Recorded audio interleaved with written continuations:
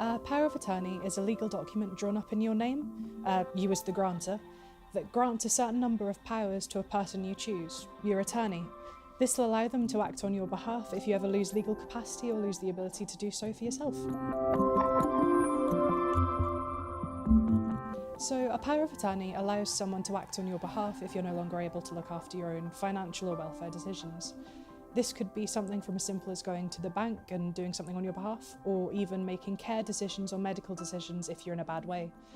Another thing about the power of attorney is that it's not a random person, it's the person you choose. This could be a relative, a family member, or just a really, really good friend that you trust to know your wishes and what you would want.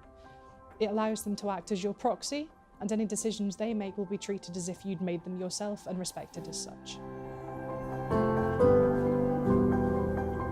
If you don't have a power of attorney yet, you really should have one in place, but if you don't, you may face some problems down the line. Not having a power of attorney means that you don't have anyone designated to act on your behalf if you can't look after your own affairs. This will mean that someone who wants to look after your choices will have to go through the courts to get that authority. This can be a lengthy process, and the court will appoint someone, but it might not be the person you choose. That means that whoever's acting on your behalf might not know your wishes, and to even get that authority in the first place, they'll have had to go through a lengthy and sometimes expensive process. When people talk about powers of attorney, a lot of people get quite worried. They think that maybe someone will take over their lives or take over their finances.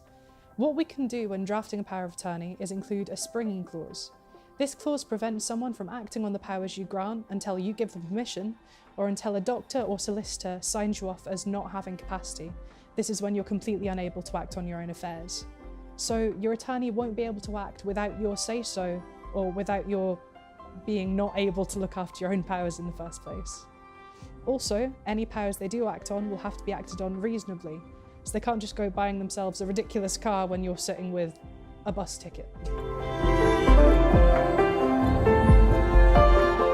So, without a power of attorney in place, your family might find themselves in a position where they're unable to act on your wishes or unable to help you manage your day-to-day affairs, and that's something no one wants to happen.